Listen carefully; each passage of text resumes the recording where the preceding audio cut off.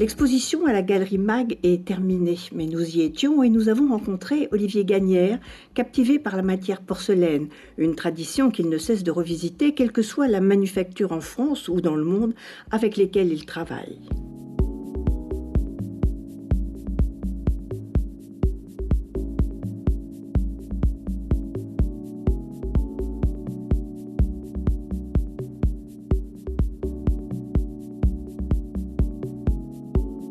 Avant toute chose, c'est des histoires de rencontres dans des ateliers avec des artisans. Parce que s'il n'y a pas ces artisans, ces objets n'existent pas. Ou ça reste simplement une idée d'un dessin, ça reste un croquis, ça reste quelque chose comme ça. Donc la première chose, c'est les artisans, c'est de rencontrer des gens. Moi, à chaque fois que je mets un pied dans un atelier, je suis toujours très curieux, je regarde. Et c'est vraiment de trouver la petite étincelle, la façon dont les choses vont s'assembler. Et après, c'est vraiment un rapport, je dirais, de complicité avec des artisans. Ici, ce qu'on a devant nous, c'est des pièces faites au Japon, à Arita. Ces pièces sont faites, je dirais, avec des techniques quand même extrêmement sophistiquées. C'est une des plus belles qualités de porcelaine qu'on puisse trouver dans le sud du Japon, à Kyushu, à Arita.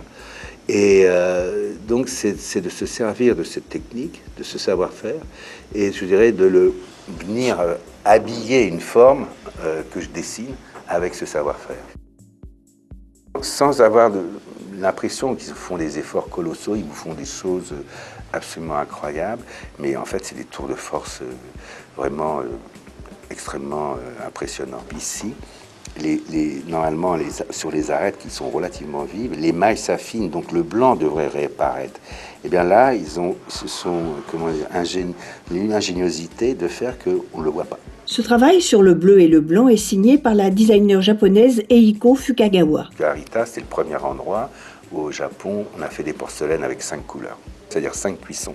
5 raisons de plus que la pièce explose dans les fours, parce que les fours montent quand même à des températures fort élevées, c'est 1200, un peu plus de 1100 degrés. Donc les pièces, elles se mettent à vibrer, et donc il faut faire très attention à ça.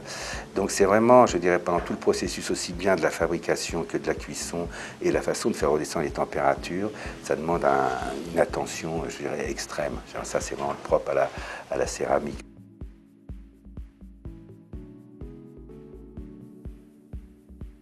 En fait, l'histoire, c'est qu'à chaque manufacture ou à chaque atelier, ces pièces ont quelque chose qui est spécifique à cet endroit. La principale caractéristique en Rio, c'est le pain main, mais vraiment entièrement peint à la main. Ce sont des femmes qui font ça, donc c'est un travail très minutieux. Les femmes ont leur métier porte un nom pas très flatteur pour une femme, ça s'appelle des peinteuses. Mais pourquoi pas. Mais bon, mais c'est vraiment le travail. Alors elles font des filets très fins comme des cheveux, elles remplissent les lignes, vous voyez, elles sont remplies après avec de la couleur, ou plutôt on fait la couleur, puis après on fait le filet.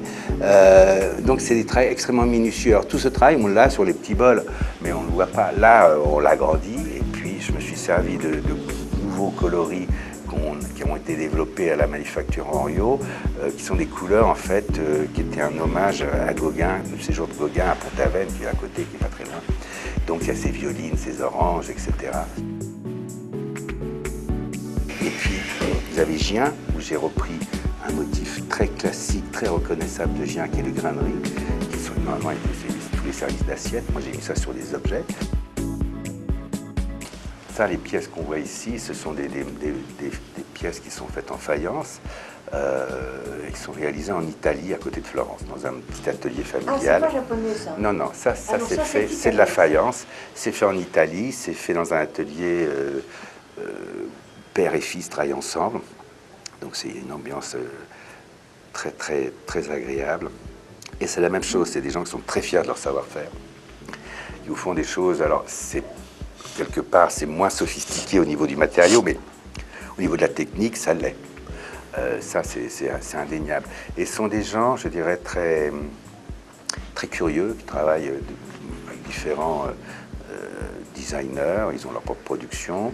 Et moi, c'est ça que j'adore chez les artisans italiens, c'est que vous arrivez avec un dessin, jamais ils vont vous dire non, ça ne m'intéresse pas, non, ils veulent voir, et ils ont cette curiosité. Et ce côté, cette fierté de sortir des choses, que c'est comme des pièces assez complexes à faire, parce que tous les anneaux, par exemple, ce qu'on voit là, tout ça c'est fait à la main. Donc si vous en ratez un, la pièce, vous la prenez, vous l'achetez.